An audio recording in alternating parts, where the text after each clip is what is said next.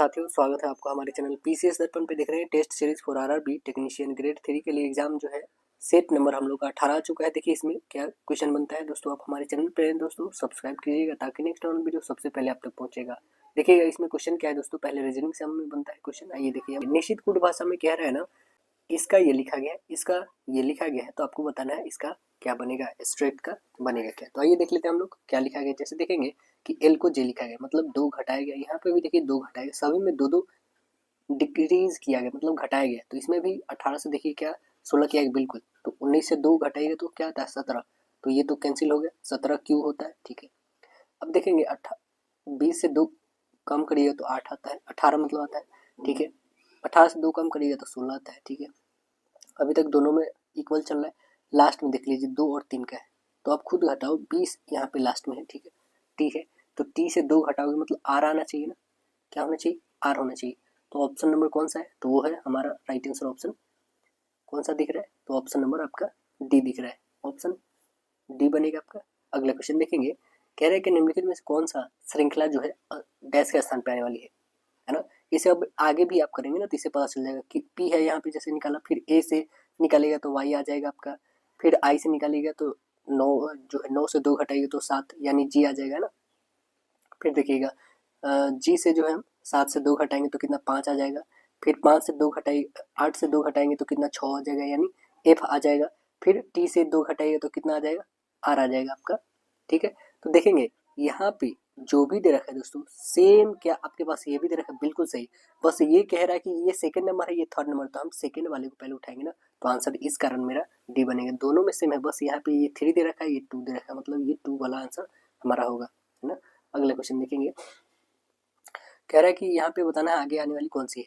H से जे है ना, मतलब 8 से 2 10, 10 से 12 14 16 तो 18, 18 पे आर आता है। आंसर सी बनेगा। बताइए इसमें दर्पण की आकृति कौन सी बनने वाली, देखिए और बताइए इसमें कौन सा आंसर होगा। तो ऑप्शन नंबर बी आपका करेक्ट आंसर हो जाएगा, बी करेक्ट आंसर। नेक्स्ट देखिएगा, कह रहा है कि यहाँ पे कथन है और निष्कर्ष। कथन क्या कह रहा है कि सभी जो है एल भी है, सभी एल क्या है, भी है। ठीक है, सभी एल भी है। फिर कह रहा है कोई भी एल जे नहीं, कोई भी एल जो है जे नहीं। ठीक है, कह रहा है अब निष्कर्ष देखिए, सभी भी एल है, सभी भी क्या एल है, बिल्कुल गलत बोल रहा है। कुछ भी एल हो सकते थे, सभी जे भी है, सभी जे क्या भी है, ये भी बात बिल्कुल गलत। या तो यहाँ पे क्या निकला, ना तो 1 और ना ही 2, यानी ऑप्शन नंबर क्या बन जाएगा, ऑप्शन डी। कोई भी निष्कर्ष अनुसरण नहीं कर रहा है। देखिए अगला कह रहा है यहाँ पे इक्वेशन हमें बनानी होगी, क्या है देखेंगे, है ना। यहाँ पे दे रखा है, सीधे इक्वेशन पे हम लोग आते हैं। कह रहा है कि डब्ल्यू और ई के बीच में, देखिए डब्ल्यू ई के बीच में डिवीजन का मतलब क्यू जो है आर की बेटी है। क्यू क्या है, तो आर की बेटी है। यहाँ पे देखिए हम लोग बनाते हैं डब्ल्यू से रिलेटेड हमें, तो डब्ल्यू जो है, डब्ल्यू किसकी बेटी है, तो डब्ल्यू जो है ई की बेटी है यहाँ पे। ठीक है, अब देखिए ई और एफ में प्लस का है, तो प्लस वाला यहाँ पे, तो यानी क्यू आर की पति है। ठीक है, तो यहाँ पे ई जो है क्या है, एफ की क्या है, पत्नी है। ठीक है, पति पत्नी, तो यहाँ पे ये माइनस है, ये इसके हस्बैंड है। ठीक है, और इसकी माँ है। अब देखेंगे माइनस वाला, तो माइनस वाला यहाँ पे क्या कर रहा है कि क्यू जो है आर की माँ है, क्यू क्या है तो आर की माँ है, यानी कि एफ जो है जी की माँ है, एफ जो क्या है जी की माँ है, यहाँ पे जी की माँ है। ठीक है, अब दिखाना है कि इस दोनों के बीच का रिलेशन, ये नहीं बता डब्ल्यू और जी के बीच का रिलेशन, तो क्या है डब्ल्यू और जी जो है ये एक दूसरे की क्या है, बहन है, यानी आंसर क्या बन जाएगा, right answer option D. Next बताइए कि धातु के एक टुकड़े का भार वायु में कितना है, 210 ग्राम है, पानी में 180 ग्राम है तथा एक अज्ञात द्रव जो है 120 ग्राम है, तब यह क्या होगा। तो धातु का घनत्व बराबर होता है धातु के टुकड़े का वायु में भार और बटे धातु के टुकड़े में जल में भार की आभासी कमी गुने जल का घनत्व। तो कितना लिखेंगे 210 और बट्टे हो जाएगा आपका 210 में से 180 घटाइएगा तो कितने हो जाएंगे, तो यहाँ पे हो जाएंगे 30 और गुणे हो जाएंगे आपका 1 ग्राम। तो काटिए यहाँ पे 3 सत्ते यानी कितना आ जाएगा, आप बता देंगे कि धातु का घनत्व जो होगा 7 ग्राम पर centimetre cube. Answer B correct होगा। देखिए यदि सरल लोलक को चंद्रमा पर ले जाया जाए तो इसका कंपन की आवृत्ति कितनी हो जाएगी, इसके कंपन की आवृत्ति घट जाएगी। आंसर सी बनेगा। यहाँ पे सरल लोलक की जो है आवर्तकाल इसकी घट जाएगी। कह रहा है कि नीले लाल काले और सफेद रंग के समान ताप वाले चर जो है तारों को ठंडा होने दिया जाता है, किसकी जो शीतलन है वो सबसे अधिक होगी, किसकी शीतलन सबसे ज्यादा होगा, तो अब बता देंगे यहाँ पे सबसे ज्यादा सफेद की शीतलन होगी, यानी आंसर क्या बनेगा, राइट आंसर ऑप्शन डी बन जाएगी यहाँ पे। अगला देखेंगे, कह रहा है किसी पिंड का वेग समरूप कहा जाता है जब जब क्या होगा, तो वेग का मान और दिशा दोनों क्या हो, अपवर्तित हो, तब कहा जाता है। आंसर क्या बनेगा, राइट आंसर सी होगा। अब बताइएगा कि बर्नौली का प्रमेय निम्नलिखित में से किस पर लागू होती है, किस पर लागू होती है, तो आंसर क्या बताएंगे, यह लागू होती है द्रवों के प्रवाह पर, यानी आंसर क्या बनेगा, राइट आंसर ए। कह रहा है कि किसी धात्विक तार का प्रतिरोधकता P है, तो धात्विक तार की लंबाई को 2 गुना कर देने पर नई प्रतिरोधकता क्या हो जाएगी, नई प्रतिरोधकता क्या हो जाएगी, आपको पता है प्रतिरोधकता इक्वल क्या होता है, जो प्रतिरोध गुने एरिया, यानी कि R इंटू एरिया अपॉन क्या हो जाएगा, लंबाई। तो आंसर क्या बताएंगे, राइट आंसर बताइएगा, ये हो जाती है नई प्रतिरोधकता P हो जाएगी, यहाँ पे आंसर डी बनेगा। अगला देखिए, कह रहा है कि द्रव का अपवर्तनांक कितना दे रखा है, तो 1.47। इसका मतलब क्या है, इसका मतलब है ना कि द्रव ए में प्रकाश की चाल निर्वात में प्रकाश की चाल से 1/47 गुनी कम हो जाती है, यानी आंसर ए बनेगा यहाँ पे। नेक्स्ट क्वेश्चन देखेंगे, कह रहा है यदि आपतित किरण डैश हो तो परिवर्तित किरण मुख्य फोकस से होकर गुजरेगी, किससे होकर गुजरेगी, तो आप बोलेंगे अवतल दर्पण के मुख्य अक्ष के समानांतर होकर गुजरेगी। आपको पता होगा, जैसे यहाँ पे आप रिटर्न लाइएगा तो ये जैसे एफ है ना, यहाँ पे सी है, तो यहाँ पे ये लाइट आ रही है, ठीक है, कोई इंसिडेंट रे आ रही है हमारे पास इनफाइनाइट से, तो ये पता है कहाँ से गुजरेगी, यहाँ से होकर गुजरेगी, है ना। तो आंसर क्या बनेगा हमारा, राइट आंसर ऑप्शन ए बनेगा। अब देखिए कह रहा है ये सिंप्लीफिकेशन, इसे आपको सॉल्व करने होंगे, पहले इस दोनों में मल्टीप्लाई करिए, फिर इसको डिवाइड कर दीजिए, यानी कितने हो जाएंगे, 1000, सीधे इसे काट दीजिए मतलब 3 हो जाएगा, फिर इसे कर दीजिए तो यानी 1000, और माइनस हो जाएगा यहाँ पे 100, और प्लस रहेगा 3, यानी 103 में से 100 घटा दो तो कितना बन जाएगा बता दीजिए, 100 में से 3 घटा दोगे तो कितना हो जाएगा यहाँ पे, तो हमारे पास बच जाएगा 903 बन जाएगा, आंसर बनेगा राइट आंसर ऑप्शन डी बन जाएगा। देखिएगा अगला कह रहा है क्या, यहाँ पे 1000 में से घटता है दोस्तों, कह रहा है कि ए किसी काम का 4/5 बार 10 दिनों में पूरा करता है, बी ए से 5 गुना कुशल है, तो बी अकेले इसी काम को कितने दिनों में पूरा कर लेगा। तो देखेंगे ए की क्षमता, यहाँ पे देखेंगे ए और बी, इसकी क्षमता 1 है तो इसकी 2 है, ठीक है। अब क्या 2 नहीं है, इसकी 5 है, 1 और 5 का 5 गुना है ना, तो 5 है, यानी कि ये 5 काम कर लेता है जब तक ये कितना मात्र एक ही काम किए रहता है ना, टाइम इसका मतलब लगता है, और इसकी इफिशियंसी है। अब देखेंगे क्या कि ए कुल कार्य को कितने दिन में कर पाएगा, कितने दिनों में, तो 10 कार्य को जो है 10 दिनों में ये पूरा करता है, 4 इसकी इफिशियंसी के कारण, 4 भाग है ना, और वो कितने दिनों में 5, तो काटेंगे कितना 50/4, तो इसे डिवाइड कर दिए यानी कितना आ जाएगा, इसको हम इतना ही छोड़ते हैं, ठीक है, इसको अब काट दिए 2 से 5 टाइम, यानी 25/2, 12.5 आ गए, ठीक है। अब देखिएगा बी उसी काम को कितना, जो 12.5 है, 12.5 12.5 को कितने दिनों में, 5 दिनों में, एक काम है, ठीक है, 5 से काटिए तो 5 दूना 10, 5 पच्चे 25, यानी 2.5 दिनों में बी उसे कंप्लीट कर लेगा। तो आंसर क्या बनेगा, ऑप्शन नंबर बी आपका होगा। क्या साधारण ब्याज पर निवेश करने पर धनराशि 19/5 वर्षों में स्वयं की 69/50 हो जाती है, तो वार्षिक ब्याज दर क्या है ये हमें बतानी है। तो वार्षिक दर क्या हो जाएगी, आइए हम लोग निकाल के देख लेते हैं क्या हो जाएगी। देखिए अकॉर्डिंग टू प्रश्न आप देखेंगे तो यहाँ पे क्या हमारे पास दे रखा है कि मिश्र धन कितना हो जाती है 69, जबकि मूलधन आपका 50 रहता है, ठीक है। तो ब्याज आप निकाल लोगे, 69 में से 50 घटा दोगे तो कितना हो जाएगा, 19 हमारा इंटरेस्ट आ गया। जब 19 इंटरेस्ट आ गए तो यहाँ से आप रेट निकाल लेंगे, रेट इक्वल हो जाएगा कितना 19 और गुने 100 और बट्टे प्रिंसिपल कितने हैं 50 इंटू टाइम कितने हैं तो 19 और अपन में 5 आ जाएगा, 19 से 19 कैंसिल, 50 से 2 यानी 5 2 10, रेट हमारे पास आ गया 10%। ऑप्शन क्या बनेगा, राइट आंसर ए। देखिए 3800 अंकित मूल्य वाली एक पुस्तक को 2128 में बेच दिया जाता है ना, बेच दिया जाने वाला छूट प्रतिशत कितना होगा, 3800 से कितना 2100 में बेचा जा रहा है, तो उसमें छूट कितने प्रतिशत मिले यही ना बताना, देखेंगे ये निकालेंगे मार्क प्राइस जो कितना है 3800 में से आपको घटाना होगा क्या सेलिंग प्राइस, ओपन आपको रखना होगा क्या तो मार्क प्राइस इंटू 100 रखना होगा, तभी तो हम परसेंटेज निकाल पाएंगे।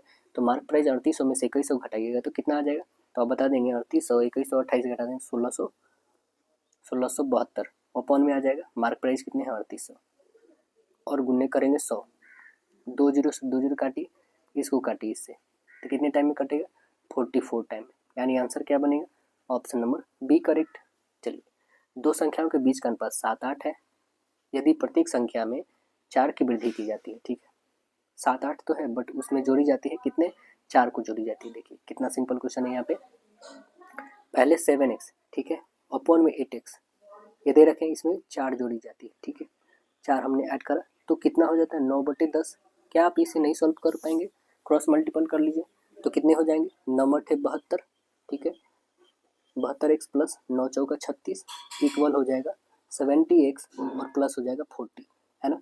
तो ये 40 इधर प्लस ज़्यादा है तो इधर इसको भेज दीजिए और इस वाले को इधर घटा दीजिए, यानी 2x इक्वल हो जाएगा आपके पास, यहाँ पे लिख दीजिए 2x इक्वल लिख देंगे 40, यहाँ प्लस था इसमें घट गया तो यानी 4 आ गया, 2 से काटोगे तो 2, यानी x की वैल्यू आ गया 2।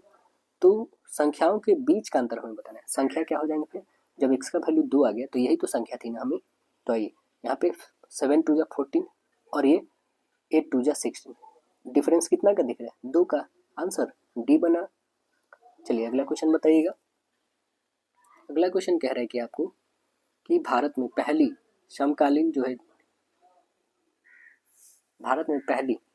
समकालिक जनगणना जो है कब किया गया था, बताइएगा कब किया गया था।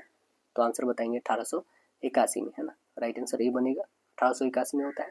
इससे भी पहले किया गया था, कब, 1872 में, किसके समय में, लॉर्ड मेयो के समय में किया गया था, लेकिन नियमित रूप से 1881 में किया गया, जो अभी भी वर्तमान में होता है। आप देख रहे हैं जैसे 2011 में हुआ है, 2021 में कोरोना के कारण नहीं हुआ था दोस्तों, आपको पता होगा।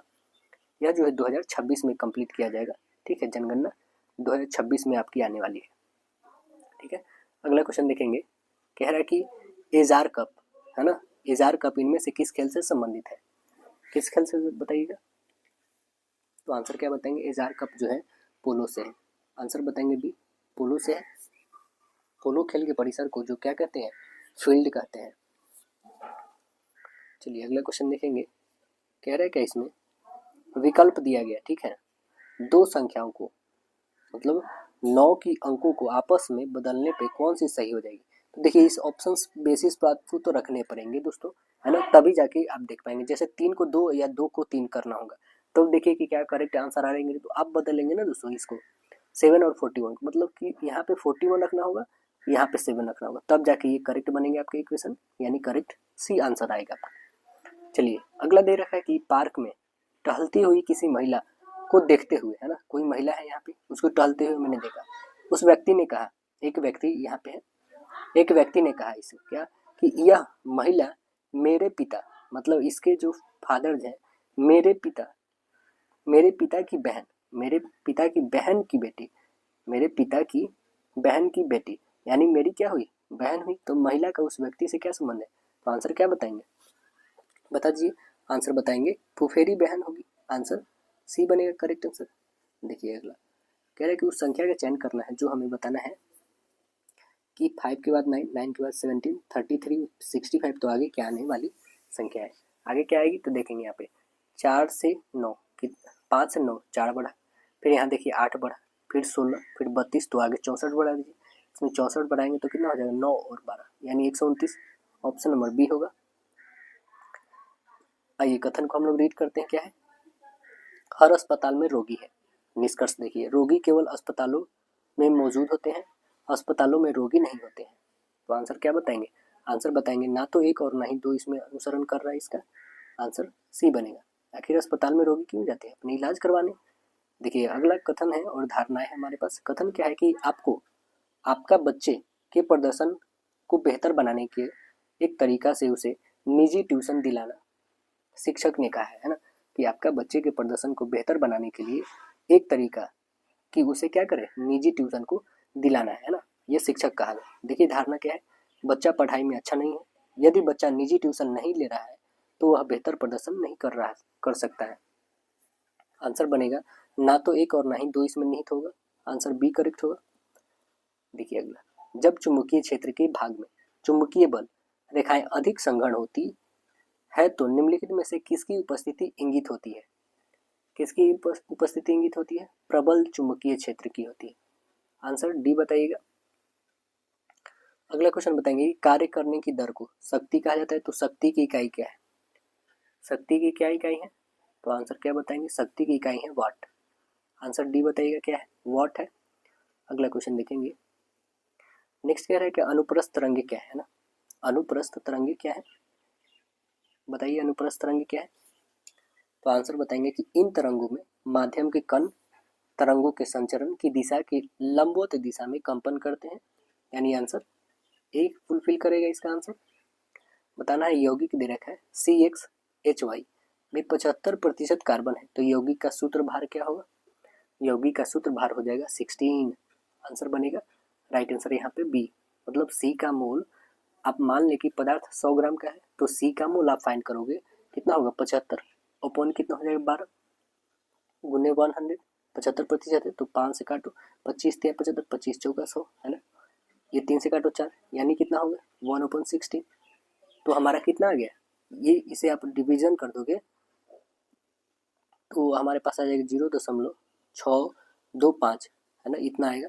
जो एच के मोल का मान कितना है 25 अपॉन 1 गुने 100, काटो 25 चौके 100, यानी कितने हो जाएंगे 0.25। तो टोटल जो हमारे पास मोलर अनुपात होंगे सी और एच का, वो कितना होगा, सी और एच का कितना कितना, तो 0.0625 और रेशियो 0.25 होंगे। ठीक है, तो इन दोनों का रेशियो निकालिएगा तो 1 और 400 का रेशियो आएगा। ठीक है, 1 और 400 का है 100 ग्राम मोलर के अनुपात जो है 1 और 4 का रेशियो, तो अनुसूत्र CH4 निकला यहाँ CH4, तथा अनुभार जो होगा यहाँ पे 1 गुने 12 प्लस हो जाएगा 4 गुने 1, यानी 12 और 4 16, इस कारण आंसर बी आया। अब देखिए 1s2 2s2 2p6 3s2 electronic विन्यास वाला तत्व कौन सा है, बताइए कौन सा तत्व है। तो यह तत्व जो है धातु है दोस्तों, कौन सा है, यह मैग्नीशियम निकल रहा है। यहाँ पे आप देखेंगे तो कौन सा निकल रहा है, मैग्नीशियम निकल रहा है। तो आंसर क्या बनेगा, राइट आंसर ऑप्शन ए हो रहा है। नेक्स्ट है, निम्नलिखित में से किस में एल्यूमिनियम नहीं है, बताइए किस में नहीं है। तो आंसर बताएंगे जर्मन सिल्वर में जो है एल्यूमिनियम नहीं है, आंसर सी बताएंगे आप करेक्ट आंसर। नेक्स्ट देखिए, मेथिल ऑरेंज पीला रंग देता है, मेथिल ऑरेंज कैसा रंग देता है, पीला देता है, यह किस में देता है बताइएगा।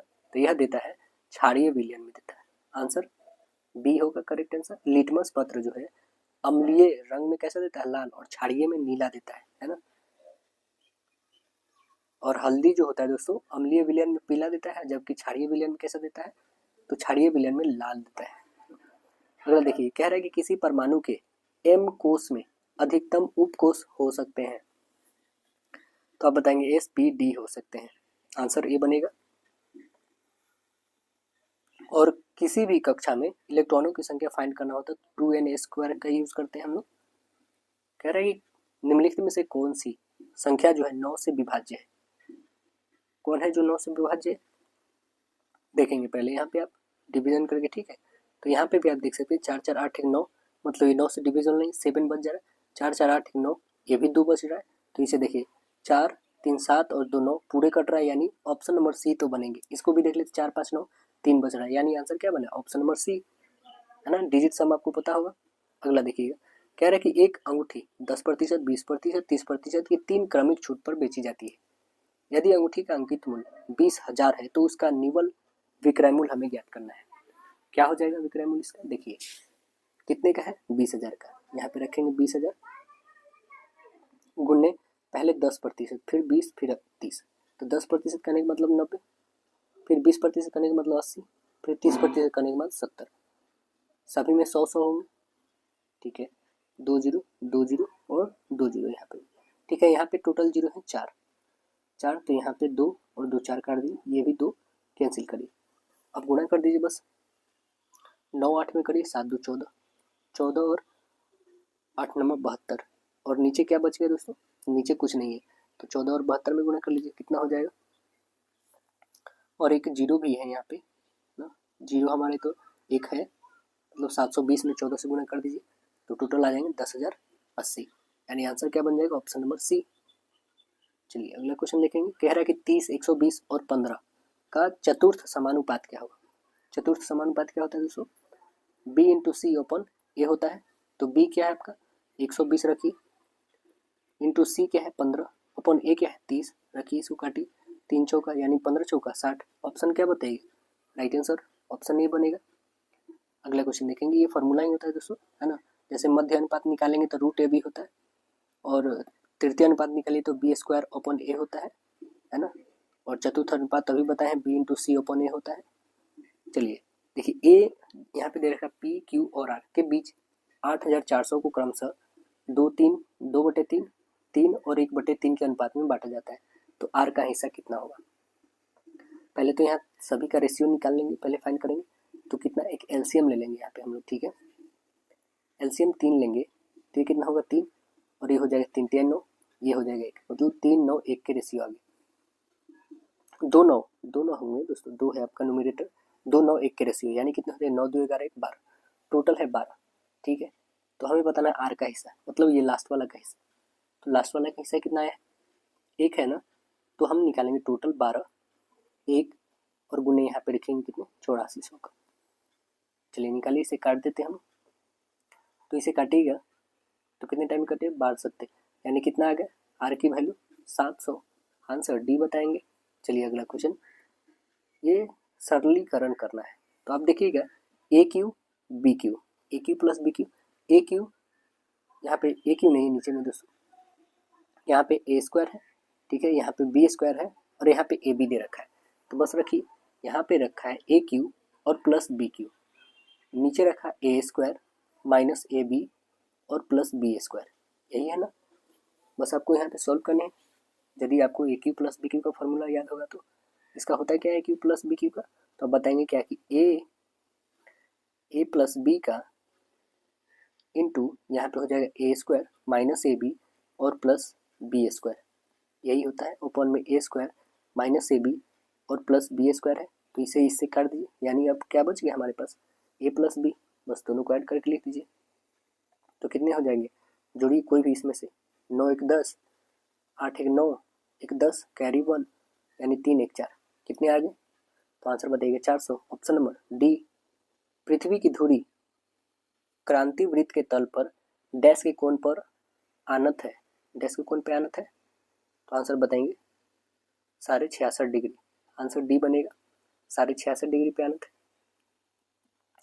अगला प्रश्न देखेंगे, कह रहा है दिल्ली सल्तनत का सबसे बड़ा विस्तार किसके शासनकाल में देखा गया, किसके शासनकाल में देखा गया बताइए, तो आंसर क्या बताएंगे, राइट आंसर ऑप्शन ए बनेगा, MBT के शासनकाल में, मोहम्मद बिन तुगलक।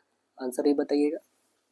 अलाउद्दीन के सेनापति में जो है गयासुद्दीन तुगलक या फिर गाजी मलिक तुगलक वंश के प्रथम शासक थे। गयासुद्दीन तुगलक के समय जो है नक्श और बटाई की प्रथा चली थी। दिल्ली सल्तनत के सभी सुल्तानों में मोहम्मद बिन तुगलक जो 1325 से लेकर 1351 सबसे अधिक विद्वान और शिक्षित शासक था। यह मोहम्मद बिन तुगलक ने कृषि पर आश्रित कृषि की जो उन्नति के लिए एक नए विभाग का स्थापना किया, जिसका नाम था दीवान अमीर कोही। चलिए अगला क्वेश्चन हम लोग देखते हैं दोस्तों। नेक्स्ट क्वेश्चन कह रहे हैं यहाँ पे कि कृपया नीचे देखिएगा, जानकारी के 2 कथनों को संविधान जो हमें सावधानीपूर्वक पढ़ना है और दिए गए सवाल को जवाब देना है। चलिए ये पढ़ते हैं हम लोग। कह रहा है कि कई अभिभावकों ने स्कूल एक्स के प्रशासन विभाग से जो है निवेदन किया है कि वे स्कूल में टाई पहनने के नियम को समाप्त कर दें, है ना। तो देखिए पहला क्या बोल रहा है कि स्कूल ने छात्रों के यूनिफॉर्म के हिस्से के रूप में अलग अलग जो है अकादमिक स्कोरर के लिए अलग अलग रंग की टाई नियत की है। इस प्रकार स्कूल के कम स्कोर करने वाले बच्चे जो है भेदभाव महसूस करते हैं। दूसरा है कि स्कूल के जो है स्पोर्ट्स यूनिफॉर्म में जो टाई की वैसी ही जरूरत नहीं है, इसको केवल बुधवार को पहनना जाता है। तो आंसर क्या बताएंगे, आंसर बताएंगे कथन 1 तर्क को मजबूत बनाता है, जबकि कथन 2 है तटस्थ कथन है। तो आंसर क्या बनेगा, ऑप्शन सी आपका बनेगा। यदि किसी निश्चित कूट भाषा में क्रिकेट को तीरंदाजी कहा जाता है, तीरंदाजी को फुटबॉल कहा जाता है और फुटबॉल को वॉलीबॉल, तो इसमें बल्ले से कौन सा खेल खेला जाता है, तो बल्ले से क्रिकेट खेला जाता है। तो कौन सा खेला खेल जाएगा दोस्तों, तो आप बता देंगे कि यह तीरंदाजी खेला जाएगा ना, क्योंकि क्रिकेट को तीरंदाजी बोला जा रहा है। तो आंसर डी बनेगा। देखिए बिंदु ए जो है बिंदु सी के पश्चिम में कितना है 15 मीटर है। बिंदु ए जो है यहाँ पे देख रहे हैं बिंदु सी के पश्चिम में है 15, ठीक है, बिंदु सी के पश्चिम में। अब देखिए बिंदु बी जो है सी के उत्तर में, ठीक है, सी के उत्तर में कितना है तो सी के उत्तर में आप देखेंगे 22 है। ठीक है, यहाँ पे हमने 22 कर दिया। कौन है? तो बी है। अब देखिए कह रहा है डी बिंदु बी के पूरब में, मतलब क्या है? तो इसके आगे में है दोस्तों। ठीक है, इसके जस्ट आगे। और कितना है? तो 18 स्थित है। बिंदु ई जो है डी के दक्षिण में, डी के जो है दक्षिण में है। ठीक है, डी के दक्षिण में 11 मीटर। ठीक है, जस्ट इसके आधे पे। ठीक है, स्थित है। एक्स और ई के पश्चिम में 33 मीटर पे। ठीक है, यहाँ से एक्स जो है यहाँ से 33 मीटर पे। ठीक, अब बताना है क्या कि बिंदु ए और एक्स के बीच की न्यूनतम दूरी, ए और एक्स के बीच की न्यूनतम दूरी बतानी है हमें। तो कितनी हो जाएगी? तो आप बता देंगे वो 11 मीटर होगी। आंसर बी बनेगा, सी बनेगा करेक्ट। देखिएगा यहाँ पे कथन दिए गए, आइए कथन को रीड करते हैं। किसानों को उनकी उपज के मूल्य के साथ उत्पादन लागत का 10% अतिरिक्त दिया जाना चाहिए। धारणाएं क्या है? ऐसे किसान हैं जिन्हें मौद्रिक सहायता की आवश्यकता है। दूसरा है कि किसानों को उत्पादन लागत के अतिरिक्त धन की आवश्यकता नहीं है। तो आंसर क्या बताएंगे? आंसर बताएंगे यहाँ पे केवल एक धारणा जो है इसमें निहित है। आंसर डी बनेगा आपका। देखिए कूट भाषा में लिखा गया है क्या? ऑब्टेन को ये लिखा गया है। ठीक है, इसको ये लिखा गया, तो उसी कूट भाषा में इसे क्या लिखेंगे, है ना? तो आइए देखते हैं हम लोग क्या लिखेंगे इसको। देखिए पहले यहाँ पे जो दोस्तों OBTAIN है, तो इसे कैसे लिखा गया? यहाँ पे देखिए जस्ट यहाँ पे इसको कैसे चेंज करा गया है ना। यहाँ से स्टार्टिंग से आप देखेंगे तो सबसे लास्ट में गया। ठीक है, इस लास्ट के जस्ट सेकंड बी जस्ट इसके बाद, है ना। अब देखिएगा टी और ए को कहाँ रखा गया? टी और ए को जस्ट रखा गया। सेम वैसा ही इसको करना है। लास्ट वाले मतलब कि सेकंड लास्ट होनी चाहिए, तो इसमें सेकंड लास्ट नहीं है, सेकंड लास्ट नहीं है, इसमें है ना सेकंड लास्ट। देखिए यार इसमें भी है, यानी या तो सी या तो डी कंफर्म है। अब देखेंगे दूसरा क्या है कि इसके बाद यू, यू जस्ट कहाँ पे होना चाहिए? तो यू बस इसी में दिख रही है, इसमें तो है नहीं, यानी ऑप्शन नंबर सी कटा, तो राइट आंसर बस डी बन गया आपका। चलिए बताना है कौन सी धातु जल के साथ सामान्य ताप पर जो है अभिक्रिया कर लेती है? कौन सी धातु है जो जल के साथ सामान्य ताप पर जो है अभिक्रिया कर लेती है? तो आंसर बताएंगे ये सोडियम है। राइट आंसर डी बनेगा सोडियम। देखिए अगला क्वेश्चन है कि क्लोरोफॉर्म को बनाने में क्या प्रयुक्त होता है? बताइए क्लोरोफॉर्म को बनाने में क्या प्रयुक्त होता है? तो आप बता देंगे CaOCl2, यानी क्लोरोफॉर्म को बनाने में विरंजक चूर्ण का प्रयुक्त होता है। आंसर क्या बनेगा? Right answer option C. Next बताइए निम्नलिखित जो अभिक्रियाएं हैं दी गई हैं, संतुलित अभिक्रिया सही कौन है वो बताइए। देखिए सिल्वर नाइट्रेट, सिल्वर नाइट्रेट का होता क्या है पहले बताइए। तो सिल्वर नाइट्रेट का होता है AgNO3 होता है। AgNO3 सभी में देखेंगे। ठीक है, देखिए AgNO3 यहाँ पे तो 3 संतुलित करने के लिए ये तो बनेगा नहीं, ये भी नहीं बनेगा। अब आपके पास दो ऑप्शंस बच गए, एक और दो। ठीक है, अब आती है आइए सोडियम क्लोराइड को। सोडियम क्लोराइड को क्या बोलेंगे? NaCl। NaCl इसमें तो है, बट ये देखिए दो इसमें करके रखा है, यानी आंसर हमारा सीधे यहाँ पे बी है। AgCO3 NaCl तो बनाएगा AgCl प्लस NO3 बनाएगा, यानी करेक्ट आंसर बनेगा हमारा राइट आंसर ऑप्शन बी बन जाएगा। अगला क्वेश्चन देखेंगे तो कह रहे हैं क्या कि निम्नलिखित में से कौन सी अभिक्रिया जो है अवक्षेपण से गुजरेगी? अवक्षेपण से कौन सा गुजरेगा अभिक्रिया? तो आंसर क्या बताएंगे? यह अभिक्रिया जो है अवक्षेपण से गुजरने वाली, इसका नाम है PbNO3 का होल ट्वाइस प्लस Kl है, यानी आंसर क्या बनेगा? Right answer option B correct होगा। यहाँ पे दी गई अभिक्रिया में लोहा किसे विस्थापित करता है? लोहा जो है किसे विस्थापित करता है? तो आंसर बताइएगा। यह लोहा यहाँ पे देखिए Fe है ना, CuSO4, और ये बनाती है FeSO4 और प्लस Cu बनाती है, तो यह किसे बी स्थापित कर रहा है? तो यह बी स्थापित कर रहा है कॉपर को, यानी आंसर क्या बनेगा? राइट आंसर ऑप्शन बी बनेगा आपका। दुर्बल अम्ल और इसके लवण के विलयन को क्या कहते हैं? दुर्बल अम्ल और इसके लवण के विलयन को क्या कहेंगे? तो इसे कहते हैं दोस्तों, आपको बता दें, वफर विलयन कहते हैं। क्या कहते हैं? वफर विलयन, यानी आंसर यहाँ पे सी बनेगा। ऐसे विलयन जिसमें किसी अम्ल या क्षार की अल्प मात्रा मिलाने पर अम्लीय या क्षारीयता में बिना किसी विशेष परिवर्तन किए उसे अवशोषित कर लेती है, उसे वफर विलयन कहा जाता है ना। जैसे कि एसिटिक अम्ल और सोडियम एसिटेट, ये सब क्या है? जलीय विलयन है। अगला क्वेश्चन देखेंगे हम लोग। तो पहला मानव निर्मित संश्लेषित रेशा कौन सा है? बताइए कौन सा है? तो आंसर बताएंगे नायलॉन है ना। आंसर क्या बताइएगा? Right answer B nylon. Nylon पहला व्यावसायिक रूप से सफल संश्लेषित बहुलक है ना। बैकेलाइट सबसे पहला पूरी तरह से बनाया गया कृत्रिम बहुलक है। अगला क्वेश्चन देखिएगा, कह रहा है क्या एक वस्तु किसी पर्दे से क्या है 60 सेंटीमीटर दूर पर स्थित है। ठीक है, एक उत्तल लेंस को उसके बीच दो अलग अलग स्थानों पर रखने पर पर्दे पर दो बार जो है वास्तविक प्रतिबिंब बनते हैं। यदि प्रतिबिंब की लंबाई कितना है 9 सेंटीमीटर तथा 4 सेंटीमीटर। तो वस्तु की जो है वास्तविक लंबाई क्या होगी ये हमें बतानी है। तो प्रतिबिंब की लंबाई दो स्थिति क्रमशः दे रखे हैं। सो आइए यहाँ पे देखते हैं हम लोग, एक है 9 और एक है 4। तो वस्तु की लंबाई क्या हो जाएगी, तो L root over into L2 है ना। तो पहला क्या है 9 और दूसरा 4, रूट ओवर में यानी 3 और 2 का लिख लिया, 3 दूना 6, यानी आंसर क्या बनेगा, ऑप्शन नंबर ए बनेगा आपका करेक्ट। देखिए साइन प्लस कॉसेक बराबर √5 है, तो sine cube plus cosec cube का वैल्यू बताना है आपको। तो आइए हम लोग यहाँ पे निकाल के देखते हैं क्या होगा। देखिए यहाँ पे जो होगा ना दोस्तों, आपको बता दें कि sine cube plus cos cube इतना लिख सकते हैं कि हम लोग इसे, अभी जस्ट हमने देखा कि A cube plus B cube का फॉर्मूला क्या था, A plus B into A square plus B square minus A B, just वही फॉर्मूला आपको रखने होंगे दोस्तों, है ना।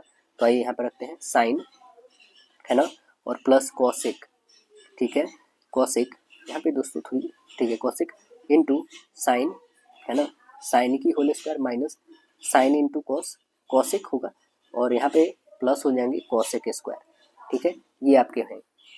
ओके, अब दे रखे हैं जो यहाँ पे साइन और प्लस कॉस का वैल्यू √5, इसके बदले रखेंगे √5, ठीक है, √5 रखेंगे, और यहाँ पे साइन स्क्वायर और cosec square minus sine into cos. अब देखिए साइन इंटू कॉसेक करेंगे आप तो कितने हो जाएंगे, साइन इंटू कॉसेक करेंगे ये करिएगा दोस्तों, तो यहाँ पे आप ये क्या देख रहे हैं कि A square plus B square minus A B है ना। तो क्या इसे हम लोग sine square plus 2 sine into cosec plus cosec square minus 3 sine theta into क्या हम लोग कॉसेक थीटा की लिख सकते हैं। हाँ, क्योंकि इसे हम फार्मूला बेसिस पे बनाए पे इसे लिख सकते हैं, तब हमसे यहाँ पे निकल के आ जाएगा दोस्तों कि साइन थीटा और प्लस कॉसेक थीटा, है ना, इसका होल स्क्वायर निकलेगा, माइनस में 3 आ जाएगा, ठीक है, माइनस में 3 आ जाएगा दोस्तों, ठीक। अब देखेंगे कि आगे जब हम प्रोसेस करेंगे तो √5 तो रहेंगे, यहाँ पे कॉमा में √5 का होल स्क्वायर आएगा, ठीक है, और माइनस में 3, तो यहाँ से 5 और ये 3, 5 में से 3 तो 2, यानी कितना हो जाएगा 2√5 हो जाएगा। ऑप्शन क्या बताएगा, राइट आंसर बी। देखिए कह रहा है कि एक समबाहु त्रिभुज के अंतः वृत्त का क्षेत्रफल कितना है 462 सेंटीमीटर, तो त्रिभुज का परिमाप बताना है। तो आइए हम लोग निकालते हैं, यहाँ पे क्या हो जाएगा, अंतःवृत्त का क्षेत्रफल 462 है, यानी क्या है, तो pi R A square is equal 462, R का वैल्यू निकलेगा, यहाँ पे आर इक्वल निकले 462 बट्टे हो जाएगा 22, ऊपर 7 आ जाएगा, नीचे आर है ना, तो आर तो हम यहाँ पे निकाल लें, ठीक है, काटिए इसको 22 से, कितने टाइम 2 टाइम्स में कटेगा 1, यानी 21 और 7, 21 और 7 का आप निकाल लोगे यहाँ पे तो कितना आ जाएगा 7√3, 7 एक बाहर निकलेगा अंदर 3, यानी हमारी त्रिज्या आ गई। तो समबाहु त्रिभुज की त्रिज्या, अंतः त्रिज्या आप निकालोगे तो कितनी हो जाएगी, ये तो हमारी है 7√3। अब अंतः त्रिज्या निकालोगे तब भुजा बटे 2 यहाँ पे लिखो साइड अपॉन, ये हो जाएगी 2√3, पास त्रिज्या दे रखे हैं वो कितना है 7√3, यही है। चलिए इसे मल्टीप्लाई कर देंगे दोस्तों, ये फॉर्मूला होता है भुजा बटे 2√3, ये किसका होता है, समबाहु त्रिभुज में अंतः त्रिज्या निकालने का फॉर्मूला है ना। तो इसे करेंगे तो 3 और 7 दूना 14, यानी ए की वैल्यू आ जाएगी 14 तिया कितने हो जाएंगे 42, 14 तिया 42 होंगी, है ना, 42 आ गए हमारे पास भुजा। तो समबाहु त्रिभुज के परिमाप नहीं निकाल दीजिएगा, जब भुजा निकल गया तो इसमें 3 से गुना कर दीजिए, 3 दूना 6, 4 दूना 12, यानी 126, आंसर बी बताइएगा। देखिए ये आपको बताना है इसका वैल्यू, बहुत ही सिंपल है ये तो।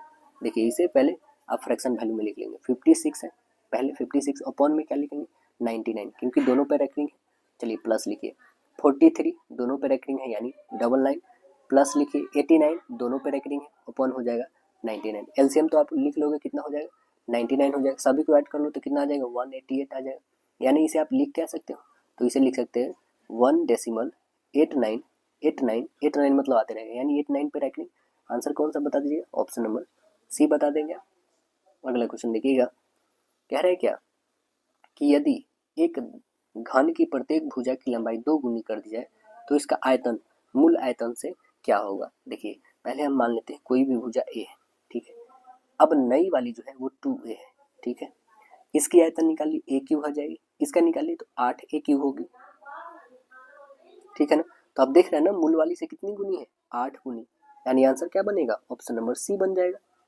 अगला देखिएगा, यदि संख्या ये दे रखी है तो 4 से पूर्णतः विभाजित है, तो यहाँ पे इसके वैल्यू बताना है कि इनमें से कौन सी अंक नहीं आ सकती है। है ना, कौन सा नहीं आने वाला है। तो आइए देख लेते हैं हम लोग। 4 से विभाजित है मतलब कि 2, 4, 6, 8, 0 यहाँ पे होनी चाहिए, तभी तो डिविजिबल होगा ना। या तो क्या होनी चाहिए, या तो 2, या तो 4, या तो 6, या तो 8, या तो 0। ये 4 से डिविजिबल है, तो देखिए क्या नहीं होनी चाहिए। तो अब बता दोगे ये भी है, ये भी है, ये भी है, मतलब यही नहीं होना चाहिए। आंसर क्या बनेगा, ऑप्शन नंबर बी बनेगा। ये रहेगा तभी तो नहीं डिविजिबल होगा, आंसर बी बन जाएगा। चलिए, निम्नलिखित में से कौन सा दर्रा जो है सिक्किम को चीन से जोड़ता है, कौन सा दर्रा है बता दीजिए। तो आंसर बता देंगे, नाथुला दर्रा जो है सिक्किम को चीन से जोड़ता है, आंसर सी बताइएगा। जोजिला दर्रा जो है सिक्किम को लहासा मतलब तिब्बत से जोड़ता है। तुजु दर्रा मणिपुर और म्यांमार को जोड़ता है। बारालाचा जम्मू कश्मीर राज्य में स्थित है, जो मनाली को लेह से जोड़ता है। सिपकीला दर्रा हिमाचल प्रदेश को तिब्बत से जोड़ता है। पीर पंजाल जो है जम्मू कश्मीर को श्रीनगर से। बुर्जिल दर्रा श्रीनगर से गिलगित जो है बलिस्तान को जोड़ती है। और माना दर्रा, नीति दर्रा, ये सभी कहाँ पे है, उत्तराखंड में, माना और नीति। देखिएगा, भारत के सर्वप्रथम औद्योगिक नीति संकल्प की घोषणा वर्ष डैश में किया गया था, कब किया गया था, आंसर बताइए।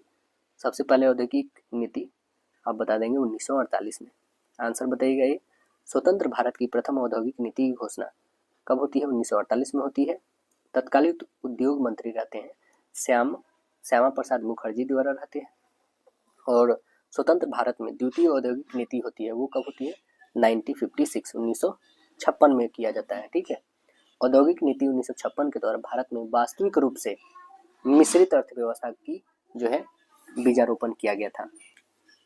अगला क्वेश्चन देखेंगे, कह रहा नीचे दिया गया हमें टेबल है, इसको ध्यानपूर्वक देखना है और बताना है कि इसमें कौन सी संख्या आने वाली है।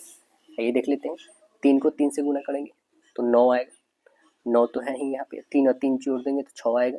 चलिए 2 2 4 और 2 2 जोड़ेंगे तो 4, 1 1 में गुना करेंगे 1 और 1 1 जोड़ेंगे तो 2, यानी क्या होना चाहिए, ऑप्शन नंबर डी होगा आपका।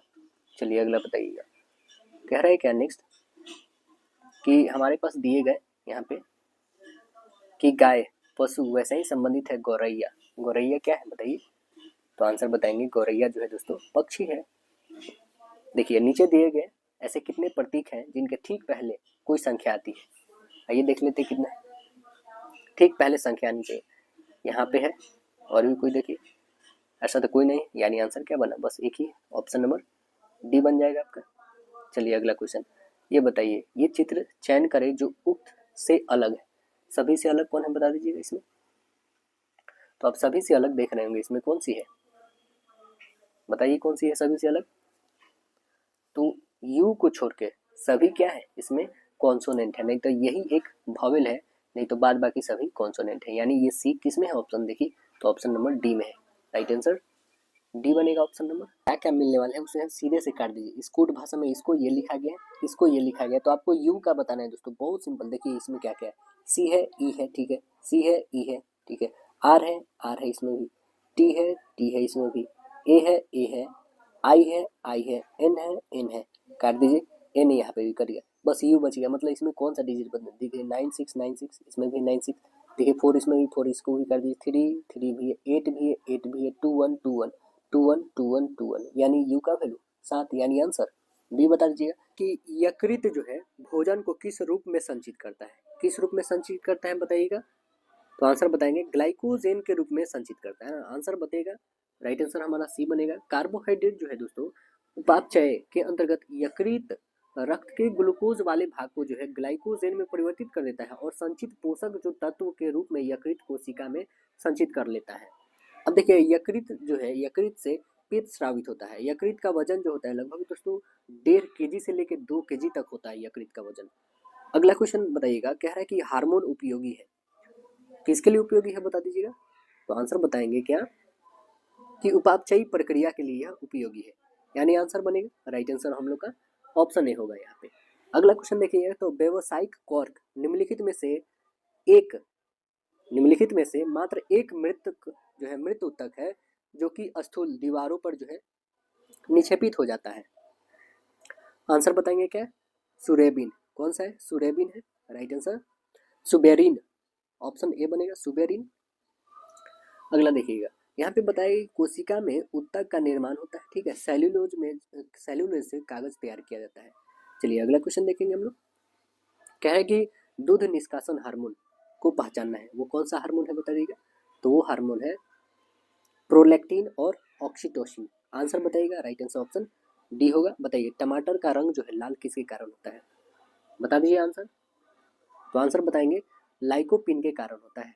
आंसर सी बनेगा, लाइकोपिन के कारण जो है टमाटर का रंग लाल होता है, ठीक है। अब देखेंगे गाजर में जो लाल रंग होता है वो किसके कारण होता है दोस्तों, वह होता है कैरोटीन के कारण, ठीक है। चुकंदर के लाल जो होता है वो विटामिन के कारण होता है, और पत्तियों का हरा कैरोटीन के कारण होता है, ठीक है दोस्तों। चलिए अगला देखें। मिर्ची जो लाल होती है वो किसी का कैपेस्थलीन के कारण होती है, और आलू जो होता है उसका कलर तो वो सेलेलिन के कारण होता है, ठीक है, रंग हरा उसका। निम्नलिखित में से कौन सा रोग जो है थायराइड ग्रंथि से संबंधित नहीं है, कौन सा है बताइए जो थायराइड ग्रंथि से संबंधित नहीं है। तो आंसर बताएंगे एडिशन। कौन सा है, एडिशन का रोग जो है यह किसे नहीं है, थायराइड ग्रंथि से संबंधित नहीं है।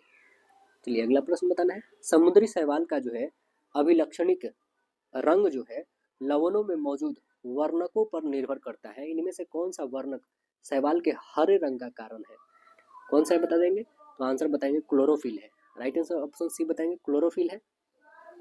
देखिए कह रहा है कि जीव जंतु प्रायः सुरक्षा के लिए अपने रंग रूप को अपने परिवेश के अनुसार बदल लेते हैं, इनमें से कौन सा ऐसा करता है। तो आपको पता है सबसे ज्यादा रंग बदलने वाला कौन है दोस्तों, वह है गिरगिट। आंसर सी बताएंगे, करेक्ट आंसर आपका ऑप्शन नंबर सी होगा। चलिए अगला क्वेश्चन देखिएगा। यहाँ सिंप्लीफिकेशन करना है, ये तो आप यूं ही कर लोगे दोस्तों, ठीक है, ये देख के आपको करना है दोस्तों। चलिए इसको तो हमें बनाना नहीं है, आप इसे सॉल्व करेंगे दोस्तों। चलिए नेक्स्ट क्वेश्चन पे आते हैं हम लोग, बट इसका आंसर बता देते हैं दोस्तों। 3.5 आंसर आएंगे, ठीक है, राइट आंसर सी आनी चाहिए आपको। चलिए यदि 5 घोड़े 9 दिन में 18 क्विंटल जई खाते हैं तो इस दर पर 15 घोड़े के लिए 66 क्विंटल जई कितने दिनों के लिए पर्याप्त होगी, ये हमें बतानी है। तो M1D1H1 से बनाना, बस यहाँ पे देखिए क्या करेंगे कि 5 घोड़े 9 दिनों, टोटल 18 दिन के 18 क्विंटल है, तो यहाँ पे दे रखा है 66 क्विंटल, है ना। और ये कितने 15 घोड़े, हमें नहीं पता कितने दिनों के लिए। चलिए काटिए इसे, 5 से काटेंगे 3 टाइम में, 3 से काटेंगे 3 टाइम में, 3 से काटेंगे 6 टाइम में, 6 से काटे 11 टाइम, यानी कितने दिनों के लिए, तो 11 दिनों के लिए। आंसर डी बताएंगे आप। चलिए नेक्स्ट क्वेश्चन आप देखिएगा। तो यहाँ पे कह रहा है क्या पूछा गया कि जो भी फ्रैक्शन में दिया एल्स का एलसीएम बताना है दोस्तों। कितना सिंपल दे रखा है, देखिए ऊपर वाले का एलसीएम निकाला जाता है, नीचे का एचसीएफ। कितना हो जाएगा एलसीएम, 6, 4 और 3 का, स्वाभाविक बात है 12 होगा। और नीचे का बता दीजिएगा तो कितना हो जाएगा एचसीएफ, नीचे का एचसीएफ 5 होगा, यानी कि ये वाला आंसर होगा हमारे 12/5, राइट आंसर डी। 3 वर्ष पहले ए और बी की औसत आयु 28 साल थी। सी के उनके साथ शामिल होने पर उनकी वर्तमान औसत आयु 42 वर्ष हो जाती है। तो सी की आयु हमें बतानी है कि कितनी होगी। तो आइए हम लोग सी की आयु को निकाल लेते हैं कि कितनी हो जाएगी। देखिए ए बी सी तीनों का सीधे हम लोग ए और बी का निकालेंगे तो ये कितना हो जाएगा, आप खुद देखेंगे 28 था, ठीक है, 3 साल पहले ना, ठीक है। प्लस में करेंगे कि 3 और गुने 2 तो कितने हो जाएगा 28 दूने, यहाँ पे लिख देंगे 16 और 6 56 हो जाएंगे, प्लस हो जाएंगे 6, यानी कितने हो जाएंगे 62 वर्ष। ए बी सी तीनों का तो आप बताएंगे क्या कि 42 और गुने 3 हो जाएगा, यानी कितना 126 वर्ष, ठीक है। तीनों का 126 है तो 126 में से 62 घटा लीजिए, यानी कितना आ जाएगा 64 वर्ष। आंसर क्या बताइएगा, आंसर बताइएगा राइट आंसर ऑप्शन ए बनेगा 64 वर्ष, आंसर ए करेक्ट होगा। चलिए अगला क्वेश्चन बताना है। यहाँ पे जो भी दे रखा है नंबर हमारे पास, इस आंकड़े का माध्यिका बताना है। नंबर काउंट करेंगे 1 2 3 4 5 6 7 8 9 10 11, 11 है मीन्स क्या होगा, तो 11 है मतलब n+1/2, 11 यहाँ पे रखेंगे n के बदले, 11 1 12 मतलब छठा क्रम, हमें असेंडिंग ऑर्डर में सजाना होगा। तो पहले आएगा 2 3 4 7 7 7, है ना, 3 को 7 है 9 9, हमें जाना था छठे पे, तो 3 4 5 6, यानी क्या आ रहा है हमारे पास आंसर डी बनेगा आपका। चलिए अगला, सितंबर 2024 में छठे क्वाड शिखर सम्मेलन का आयोजन कहाँ पर किया गया है, कहाँ पर हुआ है, तो आप बता देंगे छठा क्वाड बताइए, यह हुआ है अमेरिका यूएसए, आंसर सी बताइएगा। संयुक्त राज्य अमेरिका में जो है विलिंगटन डोलोक्वेयर में आयोजित छठे क्वाड सम्मेलन 2004 की मेजबानी अमेरिका राष्ट्रपति के जो बाइडन ने किया, ठीक है। यहाँ पे 2004 नहीं 2024, हाँ 2024 का कौन किया है, जो बाइडन किए थे। अब तो डोनाल्ड ट्रंप वहाँ पे बन गए हैं। और इसमें जो है भारत की ओर से कौन गए थे, तो भारत की ओर से नरेंद्र मोदी गए थे। जापान के तत्कालिक प्रधानमंत्री जो फूनियो किशिदा थे वो गए थे। ऑस्ट्रेलिया के प्रधानमंत्री एंथनी अल्बानीज गए थे, है ना। और वर्तमान में अभी प्रधानमंत्री जापान के कौन है, तो आप बता देंगे शिरेगु इशिबा है, शिरेगु इशिबा। और 2025 में क्वाड शिखर सम्मेलन की मेजबानी किसको दिया गया है, पता है आपको, ये हमारे देश भारत को दिया गया है 2025 में। क्वाड का 7वां शिखर सम्मेलन जो होगा, देखिएगा कह रहा है कि 71 दादा साहब फाल्के अवार्ड किसे दिया गया है, बताइए किसे दिया गया है। तो आंसर बताएंगे मिथुन चक्रवर्ती जी को, आंसर डी बताएंगे मिथुन चक्रवर्ती को मिला है, यह 8 अक्टूबर 2024 को मिला है।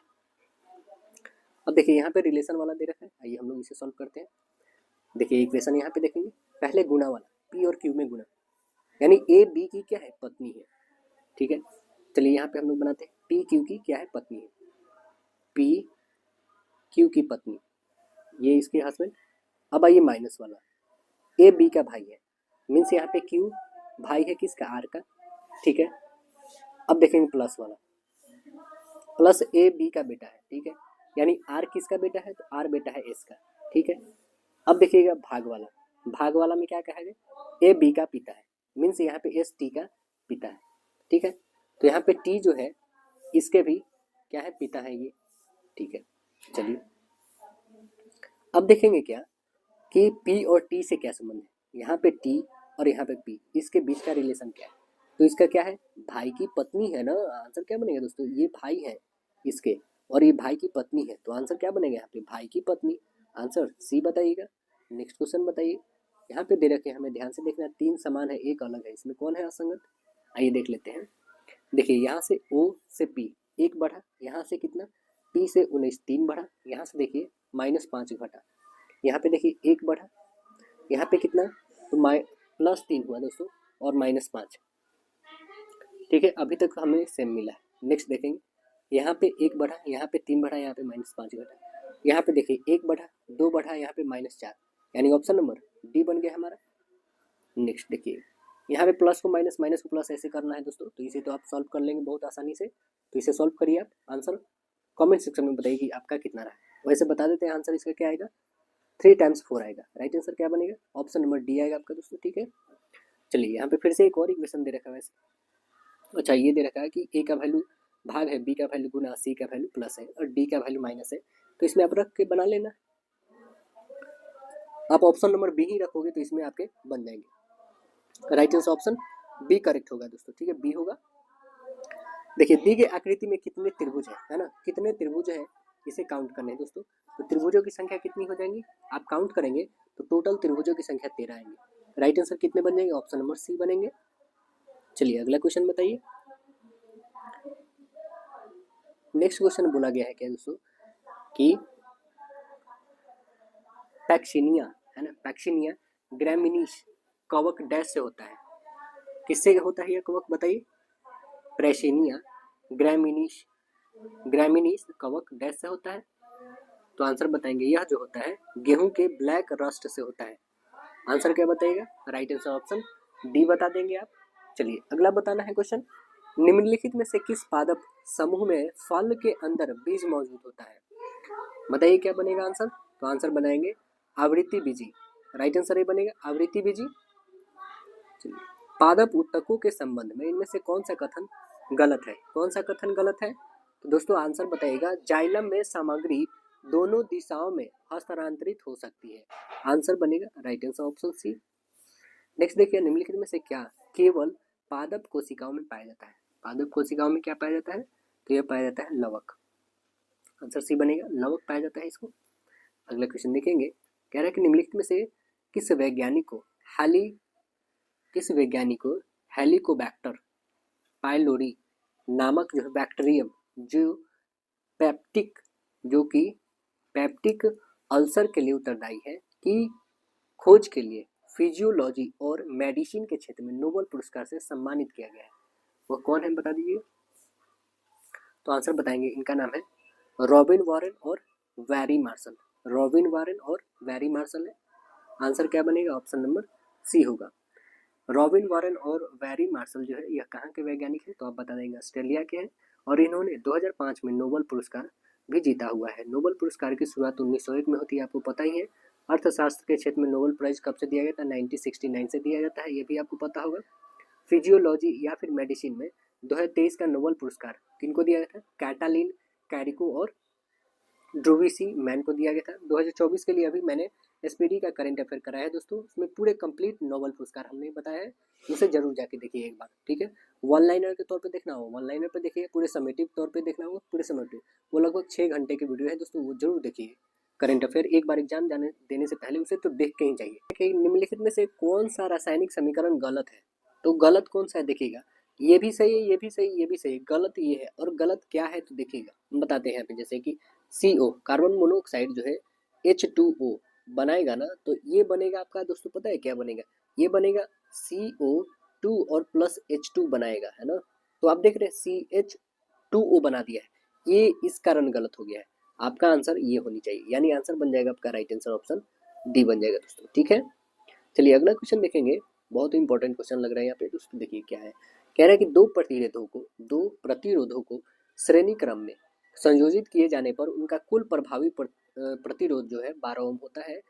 इन्हीं दो प्रतिरोधों को समांतर क्रम में संयोजित किए जाने पर उनका प्रभावी प्रतिरोध 30 ओम हो जाता है। तो दोनों प्रतिरोधों का प्रतिरोध ज्ञात करना है हमें, तो इसका क्या प्रतिरोध होगा आइए देख लेते हैं हम लोग। प्रभावी प्रतिरोध आप निकालोगे ना, तो ये हो जाए कितना, 120 ओम है ना, ठीक है। और यहाँ पे आर पैरेलल आप देखोगे तो वो कितना है, 30 ओम है, ठीक है। प्रतिरोध प्रभावी 30 ओम है। अब देखेंगे आर एस से यहाँ पे फाइंड करेंगे, तो ये हो जाएगा R1 और प्लस R2 होगा, ठीक है। चलिए यहाँ पे निकालिए तो कितना हो जाएगा, 120 तो ये दे रखा है, इसमें R1 और प्लस R2, ठीक है। ये हमारा फर्स्ट इक्वेशन हो गया। चलिए फर्स्ट इक्वेशन हो गया। अब जब आर पैरेलल फाइंड करेंगे, आर पैरेलल को जब फाइंड करना होगा ना दोस्तों, 1/R पैरेलल इक्वल हो जाएगा 1/R1 प्लस 1/R2 होगा, ठीक है। यहाँ से आप रखोगे तो इसकी वैल्यू 30 दे रखा है, यानी 1/R1 प्लस 1/R2 होगा। ये हमारा क्या हो जाएगा, इसे कैलकुलेट करोगे तो ये हो जाएगा क्या, R1 इंटू R2 अपन हो जाएगा R1 प्लस R2 होगा, इक्वल में कितना लिखेंगे हम लोग, 30 लिखेंगे, है ना। 30 लिखेंगे तो इसे क्रॉस मल्टीपल कर लो, तो अब क्रॉस मल्टीपल कर लेंगे तो यहाँ पे क्या है, इसका वैल्यू दे रखा है कि नहीं हमारे पास, R1 प्लस R2 का वैल्यू अभी तो जस्ट 120 हम लोग लिखे है ना, तो क्रॉस मल्टीपल करेंगे तो R1 और प्लस R2 इंटू 30 इक्वल में कितना हो जाएगा, R1 इंटू R2 होगा ना।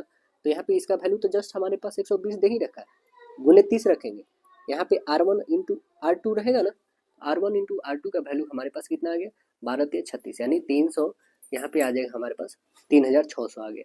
जब 3600 आ गया तो यहाँ पे R1 का वैल्यू, R1 की वैल्यू हमारे पास कितनी दे रखी है, 120, ठीक है। तो 120 यहाँ पे रखिएगा, ठीक है, तब देखेंगे यहाँ पे क्या हो जाएगा। चलिए यहाँ पे देखते हैं 120 है ना, माइनस हो जाएगा R2 और इंटू हो जाएगा R2 इक्वल कितना हो जाएगा 36।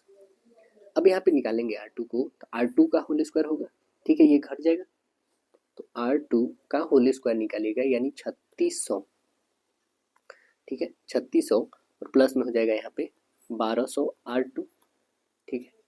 यहाँ से हम गुणनखंड निकाल सकते हैं, तो गुणनखंड निकालोगे तो क्या हो जाएगा, आप सीधे लिखोगे कि R2 का R होल स्क्वायर माइनस में 60R2 और माइनस 60R2 और प्लस कितना हो जाएगा 3600 इक्वल 0 लिख सकते हैं। यहाँ से इसमें कॉमन कर सकते हैं, क्योंकि 120 था तो माइनस माइनस हमने कर दिया, ठीक है, क्योंकि दोनों में गुणा करेंगे तो इतना आ जाएगा।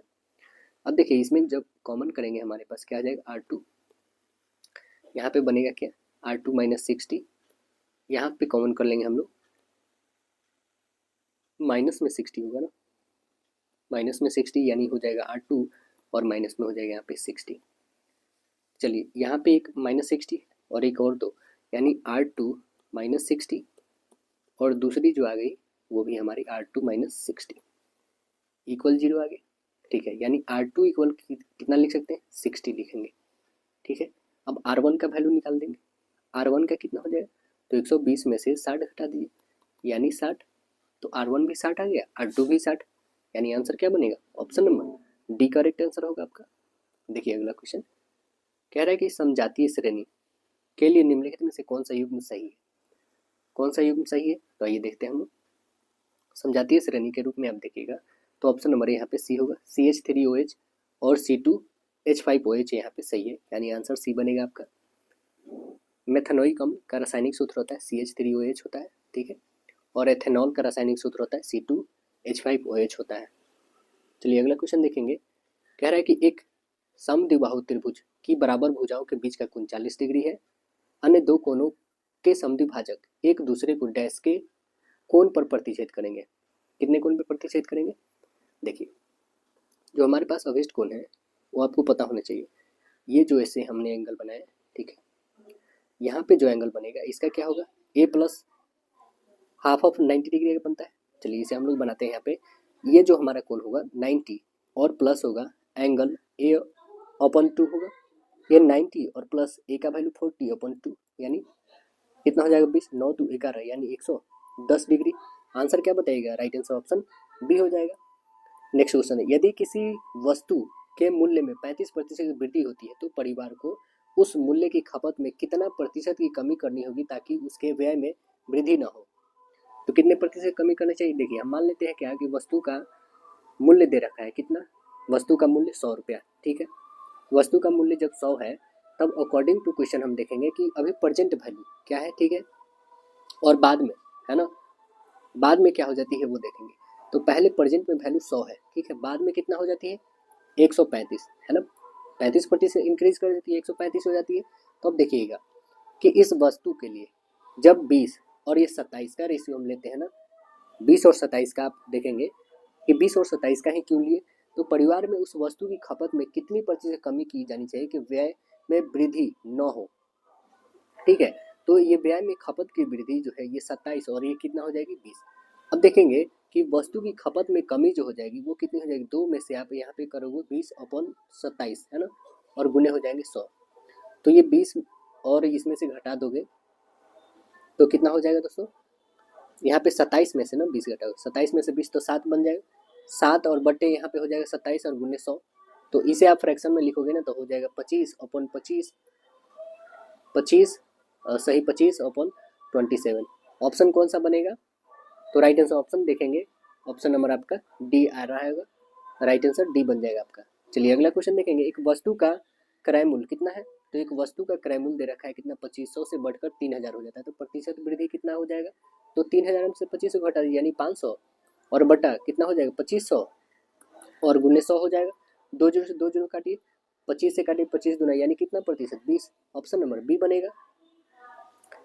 12 वर्षों के लिए एक धनराशि पर जो है साधारण ब्याज, धनराशि का 3/5वां भाग है, वार्षिक दर क्या होगा? तो वार्षिक दर क्या होगा? आइए निकालते हैं हम लोग। हम मान लेते हैं क्या यहाँ पे कि धन हमारा पी है, तब साधारण ब्याज का 3/5वां भाग हो जाता है, ठीक है। तो हम सीधे लिखेंगे यहाँ पे एसआई है तो एसआई लिखो और अपन में पी ला लो, तो यानी 3 और बट्टे 5, मूलधन 5 है और एसआई 3 है, ठीक है।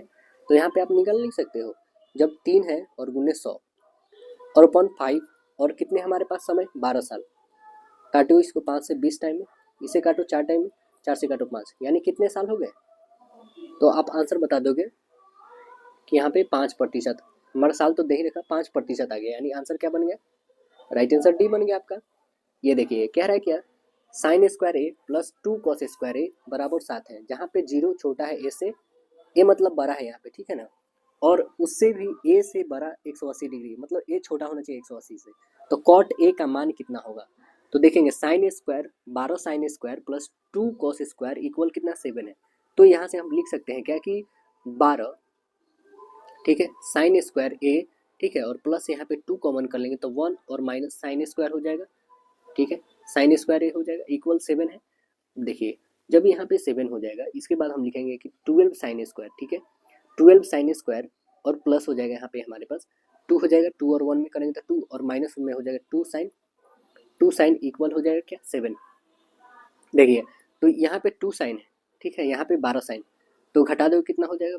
10 साइन ए स्क्वायर, और ये जो है 2 हमारा उधर घट जाएगा यानी कितना हो जाएगा? 5, 5 से काटोगे तो 2 यानी कितना आ जाएगा? तो साइन ए बराबर आ जाएगा यहाँ पे 5/10, यहाँ पे रूट में निकालोगे तो कितना हो जाएगा? 1/√2, ठीक है, यानी 1/√2 किसका होता है? तो आप बता दोगे कि साइन 45 का वैल्यू, यानी 45 का वैल्यू तो हमारा निकल गया ए का वैल्यू, तो कॉट 45 का कितना होता है, कॉट 45 का ±1 होगा। आंसर क्या बता दीजिएगा, राइट आंसर डी बता देंगे। अगला क्वेश्चन देख रहे हैं आप कि विश्व स्वास्थ्य संगठन ने वर्ष 2024 के नेल्सन मंडेला पुरस्कार से किसे सम्मानित किया गया, किसे सम्मानित किया गया है बताइए, निमहंस को सम्मानित किया गया। आंसर क्या बताइएगा, राइट आंसर बी होगा। यह निमहंस जो सम्मानित किया गया है दोस्तों, ये निमहंस क्या पता है क्या है, स्वास्थ्य और परिवार कल्याण मंत्रालय भारत सरकार के तहत राष्ट्रीय महत्व का संस्थान है यह, और राष्ट्रीय मानसिक स्वास्थ्य और तंत्रिका विज्ञान संस्थान है जो निमहंस है, जो बेंगलुरु को नेल्सन मंडेला पुरस्कार से सम्मानित किया गया है ना। अगला क्वेश्चन और लास्ट देखेंगे हम लोग, भारत का पहला संविधान संग्रहालय का उद्घाटन कहाँ पर किया जाना है, बताइए कहाँ पे किया जाना है। तो आंसर बताएंगे हरियाणा में। राइट आंसर ऑप्शन ए बनेगा। भारत का पहला संविधान संग्रहालय का नाम संविधान अकादमी और अधिकार और स्वतंत्रता संग्रहालय रखा गया है। इसका उद्घाटन हरियाणा के ओपी जिंदल ग्लोबल यूनिवर्सिटी के द्वारा 26 नवंबर कब 26 नवंबर 2024 को 26 नवंबर 2024 को किया गया। ठीक है दोस्तों, और यह पहला भारतीय संविधान को अपनाने के जो है 75वीं वर्षगांठ पर किया गया है। ठीक है, और संविधान आपको बता दें ये 26 नवंबर को ही क्यों किया गया, यह इसलिए किया गया कि भारत का संविधान जो है दोस्तों, यह 26 नवंबर 1949 को संविधान सभा ने अंगीकृत किया था, इसलिए 26 जनवरी 1950 को संविधान लागू हुआ था, इसलिए 26 नवंबर को ही इसका उद्घाटन किया जा रहा है, संविधान संग्रहालय का उद्घाटन कहाँ पे, हरियाणा में। ठीक है दोस्तों, फिर मिलते हैं नेक्स्ट सेक्शन में, जब तक के लिए धन्यवाद।